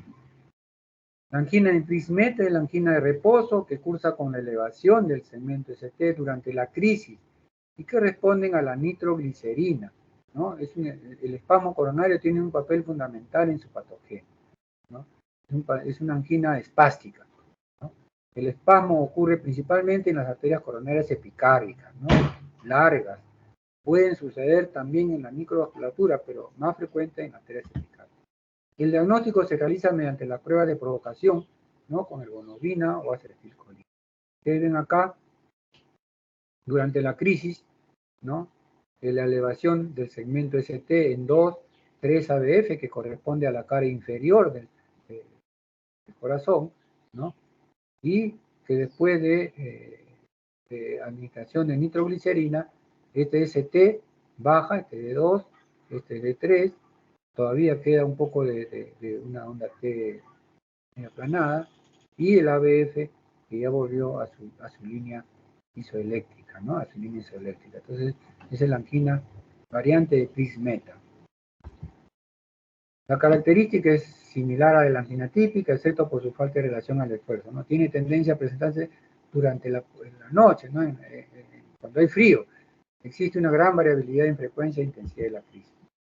Los factores desencadenantes, clima frío, ejercicio, estrés emocional, comidas abundantes. Y la angina post-revascularización, ¿no? Ya sea post-intervencionismo coronario con el implante de stent, ¿no? O post-quirúrgica con bypass aorto coronario o subclavia mamaria izquierda hacia descendiente anterior. Se presenta post-angioplastía o post-cirugía de bypass aorto coronario, ¿no? Hay veces, como le digo, estos pacientes pues pueden hacer trombosis, ¿no? O el implante no es el adecuado y comienzan a hacer angina. Entonces, la angina inestable tiene, según la clasificación de Wang, que nos da la severidad clase 1, angina no de reposo, de reciente comienzo, severa o acelerada. Clase 2, angina de reposo, no de reposo. Angina de reposo, episodio mayor de 48 horas y menor de un mes. Clase 3, angina de reposo, episodio menor de 48 horas, ¿no? Tratamiento, clase 1, ausencia de tratamiento adecuado. Clase 2, bajo tratamiento convencional de la angina crónica estable. Clase 3, con terapéutica máxima, incluyendo nitroglicerina intravenosa. Entonces, este es el espasmo coronario, ¿no? Un espasmo coronario, no hay aterosclerosis importante, más hay un espasmo coronario que disminuye el flujo coronario distal a ese espasmo. Otras causas de molestias anginosas, ¿no? Ritmos cardíacos anormales, su corazón palpita rápidamente, el ritmo cardíaco no es regular, la anemia, hay pacientes que vienen con dolor anginoso, con una hemoglobina de 6, 5, ¿no? Pálidos. El espasmo de la arteria coronaria, también llamada angina de Prismeta, la insuficiencia cardíaca, la valvulopatía cardíaca, como hemos dicho, la estenosis valvular aórtica severa, La estenosis valvular mitral severa pueden producir angina, ¿no? Por flujo. Hipertiroidismo, una tiroides hiperactiva, ¿no? Entonces, este es un electrocardiograma, son los complejos P, Q, R, S, el punto J, como le decía, ¿no? Cuando termina la onda S, inicia el punto J, y este es el segmento ST. Este es el que tenemos que evaluar durante un infarto de miocardio. ¿Es un ST no elevado, o sea, negativo, o es un ST elevado, o sea, positivo? Ustedes saben que la línea 0 es esta, la línea eléctrica, ¿no? La línea eléctrica, ¿no? Todo lo que está para arriba positivo, todo lo que está para abajo negativo. Entonces, todo este es el inicio de la repolarización ventricular, y la onda T, como ustedes ven que es asimétrica, la repolarización ya la ventricular completa, ¿no? Esta es la onda U. Es raro ver una onda U. Es raro ver una onda U en un electrocardiograma que uno hace trazado, pero a veces se ve. El segmento PR, ¿no? El segmento PR es el inicio de la onda P hasta el inicio de la onda R o de la onda Q, ¿no? Acá está mal. Este es el intervalo QT que va del inicio de la onda Q a este final de la onda T. A este final de la onda T. Y esos son los cambios isquémicos, ¿no? Son endocárdica, ¿no? Una lesión subepicárdica, signo de necrosis, ¿no? Un electrocardiograma normal, nuevamente, ¿no?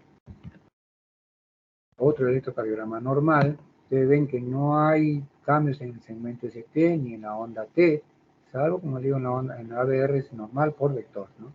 El resto son ondas T y segmentos ST normales. Una lesión subendocárdica, un desnivel del segmento ST, ¿no? Anteroapical, una lesión subepicárdica con elevación del segmento ST y la presencia de una onda Q patológica, ¿no? Ya con necrosis. Y ustedes ven acá que las lesiones subendocárdicas, o sea, inicia en la región subendocárdica produciéndose el segmento ST negativo, ¿no? Ese es el infarto miocardio agudo, ST no elevado, porque la lesión es a nivel subendocárdica. Pero esta lesión puede ir avanzando hacia el epicárdico. En las alteraciones de angina de pecho lo que vemos son cambios en el segmento ST y la onda T, ¿no? Acá, por ejemplo, hay cambios en la derivación 2, 3 y ABF, ¿no? Hay elevación del segmento ST, ¿no? 2, 3 y ABF, que nos indica que la cara inferior hay isquemia subepicárdica, ¿no? Elevación.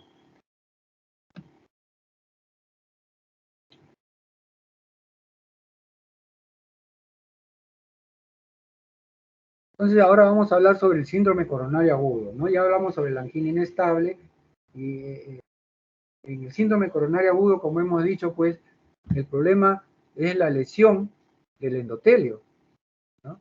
Acá ustedes ven una ruptura del endotelio con la presencia de un trombo oclusivo para dar los infartos de miocardio agudo ST elevado. Y acá una placa rota, ¿no? Con la presencia de un trombo suboclusivo, o sea, hay flujo todavía disminuido, pero todavía hay flujo, ¿no? Que nos da el síndrome coronario agudo ST no elevado. Acá están los cambios, ¿no? Este es un electrocardiograma normal. Acá ya hay una isquemia, ¿no? Una onda un poco picuda, simétrica, es una isquemia subendocárdica, una isquemia subepicárdica ya con lesión negativa, ¿no? Un desnivel del segmento ST negativo, una elevación del segmento ST, la presencia de onda Q patológica, ¿no? Son los cambios que se van a producir. Ya hemos visto la anatomía coronaria, hemos visto la anatomía de la circulación coronaria y la fisiología. Entonces, ¿cómo definimos un síndrome coronario agudo? La definición es la presentación aguda de la cardiopatía isquémica, ¿no? Vaga la redundancia, ¿no? La angina inestable que hemos revisado, el infarto miocardio agudo ST no elevado, o sea, con desnivel del segmento ST negativo, infarto de miocardio agudo ST elevado con elevación del segmento ST, y la muerte súbita, ¿no? La muerte súbita de causa cardíaca, ¿no? La etiología es la formación de trombo sobre una placa ateromatosa inflamada y complicada, ¿no? Se rompe esa placa, forma el trombo que puede ser oclusivo o suboclusivo, que produce una reducción aguda al flujo coronario y oxigenación miocárdica. Si no hay flujo, no hay oxígeno miocárdico. Y si este es prolongado, cuanto más tiempo pase, más necrosis va a haber, ¿no? Más raramente es debido a espasmo. Puede haber, como hemos visto en imágenes anteriores, ¿no? Debido a espasmo puro arterial sobre una placa no complicada y sin evidencia de lesiones, como hemos visto en las imágenes anteriores. ¿Cómo define actualmente, ¿no?, la cuarta definición universal del infarto agudo de miocardio? Se define como una evidencia de daño miocárdico con presencia de necrosis en un contexto clínico compatible con isquemia miocárdica, ¿no? Para iniciar mediante estrategias de tratamiento como la reperfusión, normalmente se designa como pacientes con infarto agudo de miocardio con elevación del segmento ST, a los que sufren dolor torácico persistente u otros síntomas que indiquen isquemia y elevación del segmento ST. En al menos 2 derivaciones. Tiene que haber mínimo 2, no puede ser una. Son 2 derivaciones para hacer el diagnóstico, ¿no? Donde hay 2 derivaciones, donde hay elevación del segmento ST, para decir que este es un infarto de miocardio agudo con ST elevado. Contiguas, ¿no? Por ejemplo, la que hemos visto ahora, derivación 2, 3 y la ABF, ¿no? Mientras que si no hay elevación del segmento ST, se le designa como pacientes con infarto agudo de miocardio sin ST elevado, para lo cual se ha publicado pues recientemente una guía específica, ¿no? En algunos pacientes con infarto de miocardio aparecen con ondas Q, si hay ondas Q de necrosis, pero en muchos casos en esto no ocurre, ¿no? Entonces, los factores de riesgo en el síndrome coronario agudo son los mismos que en la angina inestable, ¿no? Tabaquismo, obesidad, sedentarismo, hipertensión, diabetes, lipidemia, edad mayores de 45 años, aunque hemos visto pacientes menores de 40 años, mujeres mayores de 55 años, hereditarios, hemos visto, ¿no? ¿Cuál es la etiología? La formación de trombos sobre una placa ateromatosa inflamada y complicada, que produce reducción aguda del flujo coronario y oxigenación miocárdica. Más raramente debido a espasmo puro arterial sobre la placa no complicada y sin evidencia de lesión. Esto también ya lo hemos visto. La formación de cuando las placas pues tienen un gran centro necrolipídico y escaso colágeno, son llamadas placas inestables o vulnerables, porque tienen mucha inflamación, poco tejido. Entonces una placa vulnerable, una placa inflamada, inestable, ¿no? Son placas que tienen un gran centro necrolipídico y escaso colágeno, son llamadas placas inestables y vulnerables, ¿no? A diferencia de las placas estables, ¿no?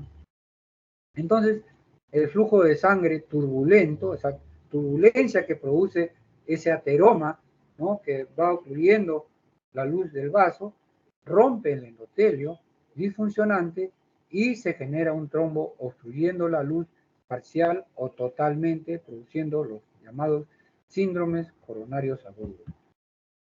La placa, hasta acá es una placa que nos da un síndrome coronario crónico, una placa estable. Cuando se rompe esa placa, ya vienen los cuadros coronarios agudos, ¿no? En total, lesión suboclusiva, infarto de miocardio agudo ST elevado, infarto de miocardio agudo ST elevado, angina inestable.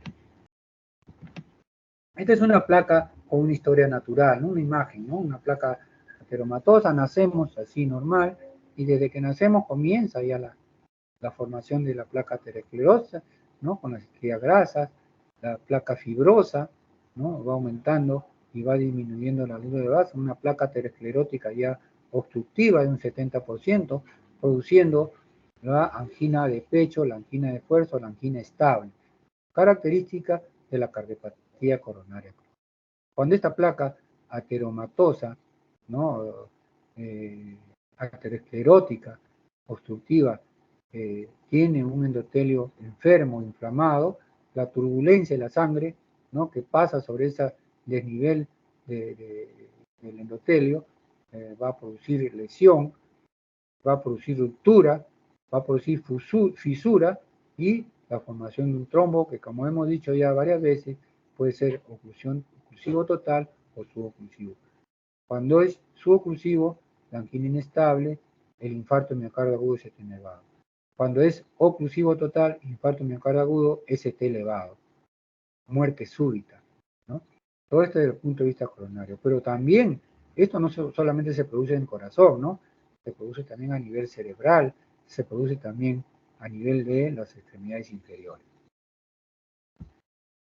Entonces, el síndrome coronario agudo, la génesis de la enfermedad arteriosclerótica es una respuesta inflamatoria, ¿no? de la pared vascular ante determinadas agresiones o estímulos, ¿no? O sea, la turbulencia de la sangre que pasa por esa placa aterosclerótica la va inflamando.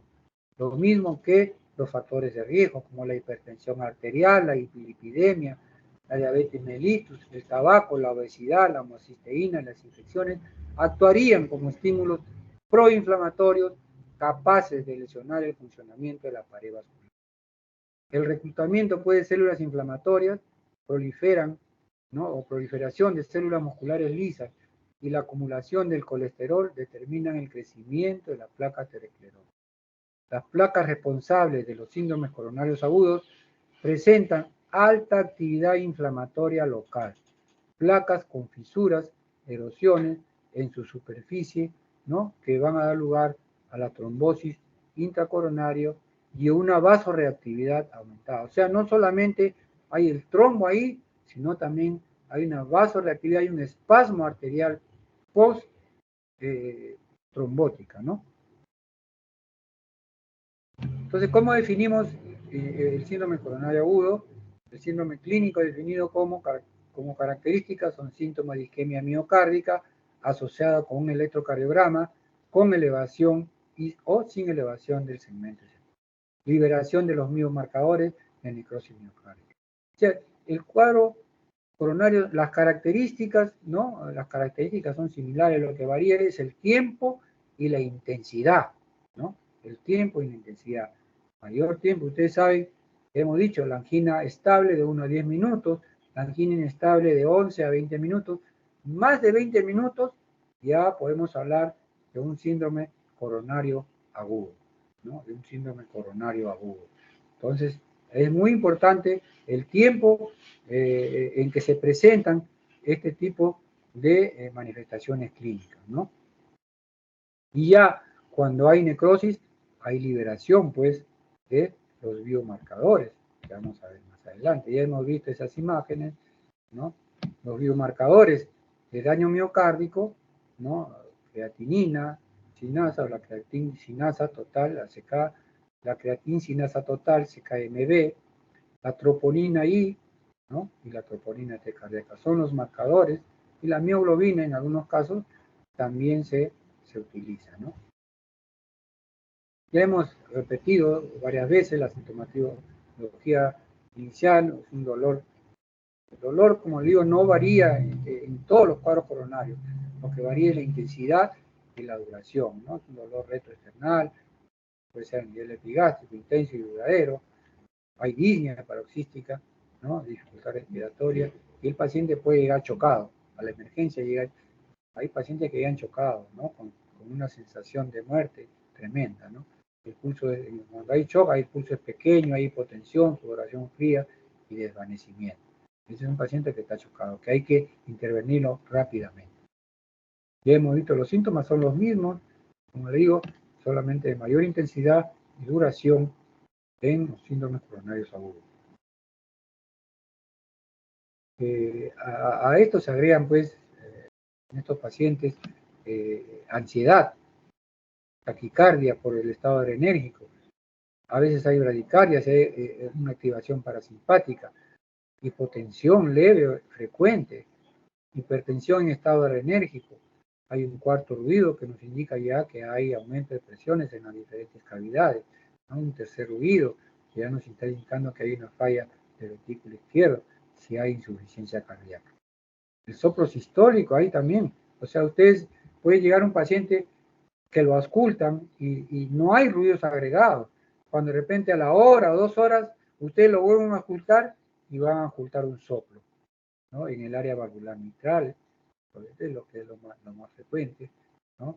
O en mesocardio, para escuchar una insuficiencia valvular mitral por ruptura del músculo, los músculos papilares, ruptura de las cuerdas tendinas, o un CID en caso de un infarto de miocardio dependiente de la arteria descendente anterior, que como hemos dicho, son los que dan los ramos septales, son los que irrigan el septum interventricular. Entonces, ante una lesión importante oclusiva de la descendente anterior, puede haber necrosis septal con perforación, ¿no? Esa necrosis rompe con las presiones ventriculares, rompe el septum y se produce una comunicación interventricular, tanto en la insuficiencia valvular mitral aguda, ¿no? Con el soplo sistólico en ambos, van a descompensar al paciente hemodinámicamente y probablemente lleven a la muerte si es que estos pacientes no son operados. Aún yendo a sala de cirugía, estos pacientes pues tienen un tejido friable, ¿no? Que es difícil de suturar, a veces lo indican los cirujanos, ¿no? Hay estertores crepitantes y hay insuficiencia cardíaca, ¿no? Entre los signos. El periodo de estado es una fase terrosa, digna, hay cianosis ligera, fiebre entre 2 y 4 días, hay fiebre también, infarto miocardio, caída de la presión arterial, ocasionalmente frote pericárdico, arritmias extrasistólicas, fibrilación auricular, entre otras, ¿no? Ya, entonces, el cuadro clínico en infarto agudo de miocardio, ¿no? La isquemia miocárdica que se identifica por los antecedentes del paciente y el electrocardiograma, los síntomas característicos de dolor, ¿no? Toda la sintomatología que ya hemos descrito, ¿no? Y la actividad clásica, ¿no? Que viene a ser el dolor, el electrocardiograma patológico y el aumento o la caída de los biomarcadores, en este caso la troponina. El electrocardiograma normal, ustedes ven que el ST se mantiene isoeléctrico, ¿no? ST se mantiene isoeléctrico. Isquemia, este es el trazado normal en este lado, y acá la isquemia, ¿no? Con una onda P picuda o una onda P negativa, una lesión subendocárdica con ST negativo, subepicárdica con ST elevado, la presencia de necrosis, ¿no? Con ST elevado. Entonces los cambios en el ST se traduce pues en un desnivel del segmento ST hacia abajo, infradenivel, en el caso de la denominada lesión subendocárdica, ¿no? De acá, lesión subendocárdica, ¿no? O hacia arriba, supradenivel, en caso de lesión subepical. Lesión subepical, ¿no? La primera representa pues un grado más leve, porque no es una oclusión total, y la segunda habitualmente responde a una oclusión total de flujo coronario. Estos son la clasificación, ¿no? Respecto al electro. Síndrome coronario agudo con elevación del segmento ST, ¿no? Trombo oclusivo, necrosis extensa y transmural. Se agarra toda la pared. Este es síndrome coronario agudo sin elevación del segmento ST, ¿no? Sin elevación del ST, que se presenta pues en infarto de miocardio no Q y angina inestable, trombo no oclusivo total, o sea, es un trombo suboclusivo. A veces hay presencia de circulación colateral también. La presentación clínica depende de la extensión y la duración de la isquemia secundaria a la obstrucción del flujo coronario. Hemos visto esa imagen. Entonces comienza acá, ¿no? Comienza acá con un trombo suboclusivo, por este trombo suboclusivo se puede volver oclusivo de tal manera que va avanzando hacia la región epicárdica. Endocardio, epicárdica, ¿no? y cuando agarra toda la pared se dice transmural, ¿no? Con una elevación del segmento ST elevado, infarto miocardio ST no elevado, que son los cuadros coronarios. Ya hemos visto estas imágenes también, y los biomarcadores, ¿no? A las 4 horas tienen una sensibilidad de la troponina, ¿no? De 91 a 100%, especificidad de 80 a 96%. Normalmente no se encuentra en circulación un marcador de elección actualmente, ¿no? La troponina C activa la contracción, misma secuencia en el músculo liso, no se mide.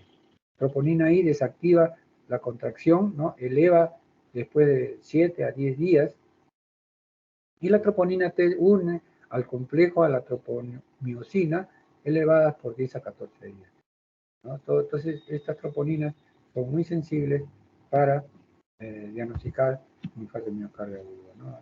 Estos son otros marcadores aparte de la troponina, la CPKMB, que es una enzima cardíaca, ¿no? La mioglobina, que está a nivel muscular, ¿no? Que se elevan durante un infarto de miocardio agudo, ¿no? Entonces, el infarto de miocardio agudo es, para resumir cómo se encuentra el paciente cuando nos comunicamos con el emergenciólogo, dice, no, paciente con Kili 1, es un paciente con infarto de miocardio agudo Kili 1. ¿Eso qué cosa quiere decir? El paciente no ha tenido insuficiencia cardíaca congestiva cuando ha llegado, o sea, es una ausencia de signos de insuficiencia cardíaca congestiva, Kili 1. Mortalidad, si se diagnostica y se trata a tiempo, la mortalidad en estos pacientes es de 6%. KILIP 2, dice el paciente con infarto miocardio agudo, KILIP 2. ¿Qué significa eso? Que hay presencia de un tercer ruido, ya que nos indica que hay una insuficiencia ventricular izquierda, y o estertores pulmonares, ¿no? Que también nos indica que hay una insuficiencia ventricular izquierda. Entonces, cuando ya hay signo de insuficiencia ventricular izquierda, es un KILIP 2, y la mortalidad en estos casos es de 17%. El KILIP 3, ya el paciente llega con edema agudo importante al hospital, ¿no? A la emergencia, ¿no? Cuanto más rápido se trate estos pacientes, más músculo se va a salvar. Entonces, es un KILIP 3, o sea, quiere decir que este es un paciente que llegó con edema agudo de pulmón. 30 a 40% de mortalidad. KILIP 4, ya es un paciente chocado, ¿no? Llegó chocado al hospital, shock cardiogénico, mortalidad 60 a 80%. Son pacientes pues que llegan ya muchas horas de dolor en una arteria importante como la descendente anterior o una lesión de tronco, ¿no? Ese es el que nos ayuda a describir en forma resumida el estado con el cual llegó el paciente a la emergencia. Muy bien. ¿Alguna pregunta? ¿Hay alguna pregunta sobre el síndrome coronario crónico o síndrome coronario agudo? ¿Aló? Sí, doctor. Al parecer no hay preguntas, doctor. Sí. Dime. Con eso daríamos culminado con las dos teorías de hoy, ¿verdad? Así es. Con eso culminamos las dos teorías. Hemos visto el síndrome coronario crónico y síndrome coronario agudo, ¿no? Angina inestable, síndrome